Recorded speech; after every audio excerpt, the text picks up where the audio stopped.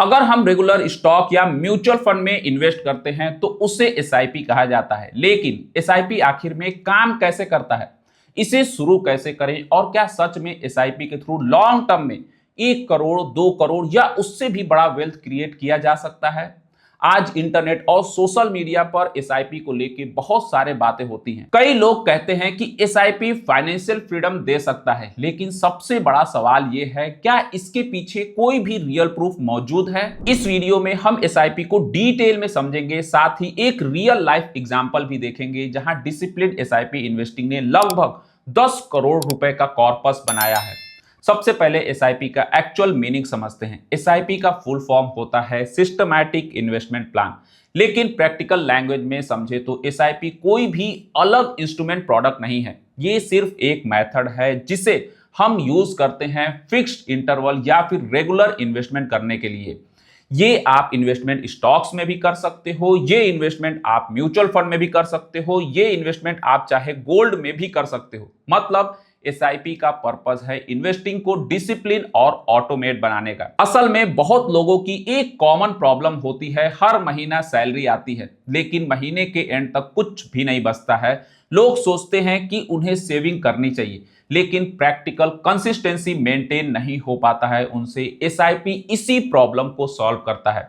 अगर आप हर महीना एक फिक्स डेट पे, जैसे कि 5 तारीख या फिर 10 तारीख पर अपना ऑटोमेट इन्वेस्टमेंट सेटअप कर देते हैं तो पैसा पहले ही इन्वेस्ट हो जाता है और स्पेंडिंग बाद में होती है। ये एसआईपी का सबसे बड़ा स्ट्रेंथ है। अब बात करते हैं म्यूचुअल फंड की। जब भी लोग एसआईपी की बात करते हैं, ज्यादातर केस में उनका मतलब होता है इक्विटी म्यूचुअल फंड में मंथली इन्वेस्टमेंट। यहां इक्विटी का मतलब होता है स्टॉक बेस्ड इन्वेस्टमेंट। अब सवाल आता है कि म्यूचुअल फंड आखिर में होता क्या है? म्यूचुअल फंड को आप ऐसे समझो कि लाखों लोग अपने पैसे को एक जगह पे लगाते हैं, अपने पैसे को एक जगह इन्वेस्ट करते हैं। फिर एक प्रोफेशनल फंड मैनेजर्स उस पूरे अमाउंट को अलग अलग कंपनीज के स्टॉक्स में इन्वेस्ट कर देता है। इसको आप एक एग्जांपल से समझो। सितंबर 2009 में axis small cap fund launch हुआ था। इस फंड का एयूएम यानी कि एसेट अंडर मैनेजमेंट लगभग 23,918 करोड़ रुपए है। मतलब लाखों इन्वेस्टर्स का पैसा इस फंड में लगा हुआ है, इन्वेस्टेड है। अब फंड मैनेजर्स उस पूरे अमाउंट को लगभग 138 अलग अलग स्टॉक्स में एलोकेट कर देता है और म्यूचुअल फंड का परफॉर्मेंस उन स्टॉक्स के ओवरऑल परफॉर्मेंस पर डिपेंड करता है। अगर आप खुद इंडिविजुअल स्टॉक्स को चुनते हैं तो वहां आपको काफी ज्यादा वॉलेटिलिटी देखने को मिलती है, लेकिन म्यूचुअल फंड में डाइवर्सिफिकेशन होता है। कुछ स्टॉक्स जो है वो ऊपर जाएंगे और कुछ नीचे आएंगे, लेकिन ओवरऑल इंपैक्ट जो है वो पूरे पोर्टफोलियो को बैलेंस कर देता है। अब एक और कॉन्सेप्ट को समझते हैं। जब हम स्टॉक्स को खरीदते हैं तो उसका एक शेयर प्राइस होता है, ठीक वैसे ही जब आप म्यूचुअल फंड में इन्वेस्ट करते हो तो उसका एक प्राइस होता है जिसको हम एनएवी यानी कि नेट एसेट वैल्यू कहा जाता है। अगर किसी फंड का एनएवी 170 रुपए है और आप 1700 रुपए इन्वेस्ट करते हो तो उसका आपको जो फंड का है आपको 10 यूनिट मिलते हैं उस फंड में। मतलब म्यूचुअल फंड इन्वेस्टिंग में इन्वेस्टेड अमाउंट के हिसाब से आपको यूनिट एलोकेट होती है। अब सवाल आता है म्यूचुअल फंड में इन्वेस्ट कैसे करें? आज म्यूचुअल फंड में इन्वेस्ट करने का काफी आसान प्रोसेस हो चुका है। इसके लिए आपको क्या करना है, प्लेटफॉर्म जैसे कि जीरोधा हो गया, ग्रो हो गया और अप स्टॉक्स को इस्तेमाल कर सकते हो। इन प्लेटफॉर्म पे अकाउंट ओपन करा सकते हो। इसके लिए आपको पैन कार्ड, आधार कार्ड और केवाईसी वेरिफिकेशन की जरूरत होती है। वेरिफिकेशन कंप्लीट होने के बाद ऐप या फिर वेबसाइट के थ्रू अपना इन्वेस्टमेंट को शुरू कर सकते हो। एग्जांपल के तौर पे जीरोधा में काइट ऐप स्टॉक्स के लिए यूज होता है और क्वाइन ऐप म्यूचुअल फंड के लिए यूज होता है। अगर आप जीरोधा या ग्रो पर अपना अकाउंट को ओपन कराना चाहते हो तो मैंने दोनों प्लेटफॉर्म का जो लिंक है वो डिस्क्रिप्शन में दिया है।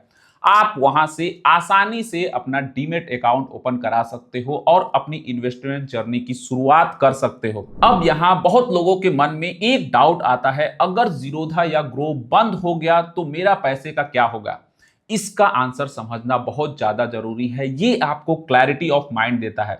जब आप म्यूचुअल फंड में इन्वेस्ट करते हो तो आपकी होल्डिंग डीमेट अकाउंट और फंड हाउस में सुरक्षित होती है। ब्रोकर प्लेटफॉर्म सिर्फ एक मीडियम होता है आपको इन्वेस्टमेंट कराने के लिए।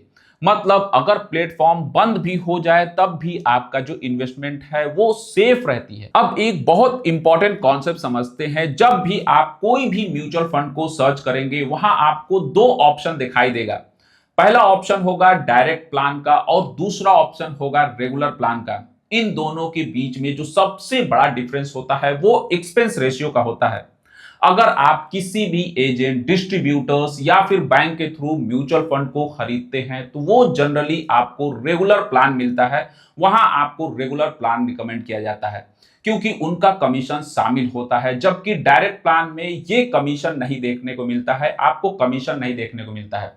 इसलिए लॉन्ग टर्म इंपैक्ट काफी बड़ा होता है। एक एग्जांपल से मैं बताता हूं। पराग पारिक फ्लेक्सी कैप फंड जब शुरू हुआ था ये फंड, तब डायरेक्ट और रेगुलर दोनों प्लान का एनएवी 10 रुपए था।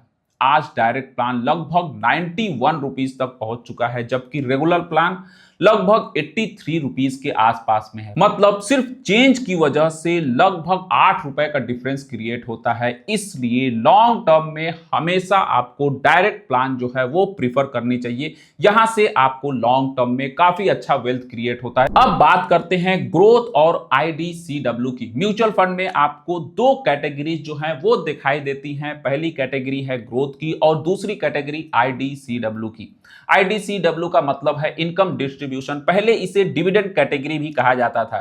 आईडीसीडब्ल्यू में फंड समय समय पर इनकम अपना जो इन्वेस्टर्स के बैंक अकाउंट में भेजती रहती है, जबकि ग्रोथ ऑप्शन में रिटर्न जो होता है वो री इन्वेस्ट हो जाता है। अगर आपका गोल जो है वो लॉन्ग टर्म वेल्थ क्रिएशन का है तो जनरली आपका जो ग्रोथ ऑप्शन है वो ज्यादा सूटेबल माना जाता है, क्योंकि इसमें जो कंपाउंडिंग होती है वो अनइंटरप्टेड कंटिन्यू रहती है। अब सीएजीआर को समझते हैं। सीएजीआर यानी कि कंपाउंडेड एनुअल ग्रोथ रेट। ये ईयरली रिटर्न को रिप्रेजेंट करता है। प्लेटफॉर्म पर आपको अक्सर 1 साल, 3 साल या फिर 5 ईयर सीएजीआर दिखाई देता है, लेकिन ये इन्वेस्टमेंट ड्यूरेशन नहीं होता है। ये आपका इन्वेस्टमेंट ड्यूरेशन नहीं बताता है।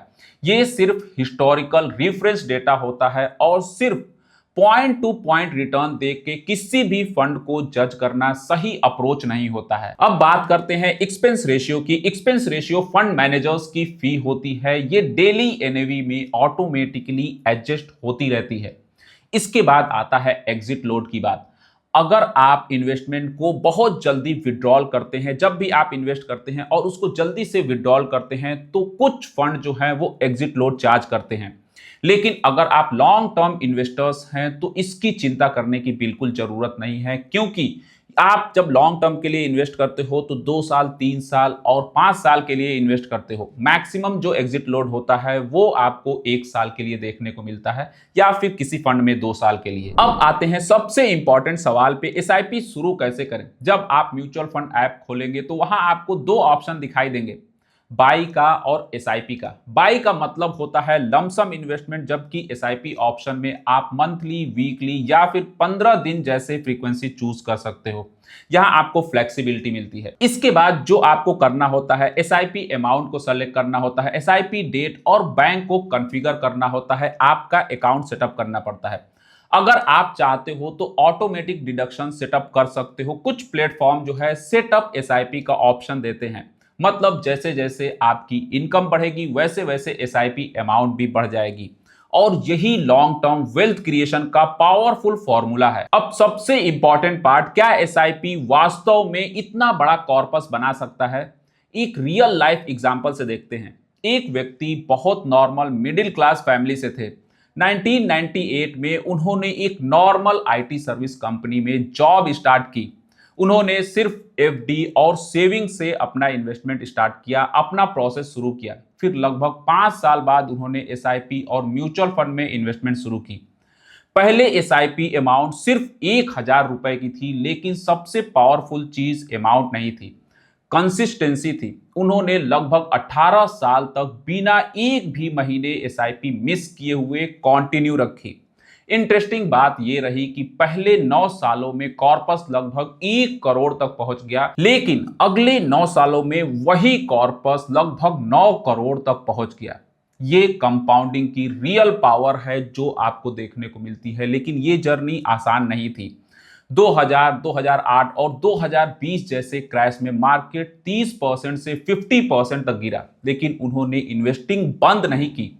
उन्होंने सिर्फ डिसिप्लिन से इन्वेस्टिंग को कंटिन्यू रखा और जैसे जैसे उनकी इनकम बढ़ती रही, उन्होंने एसआईपी अमाउंट भी बढ़ाया, अपने इन्वेस्टमेंट को भी बढ़ाया।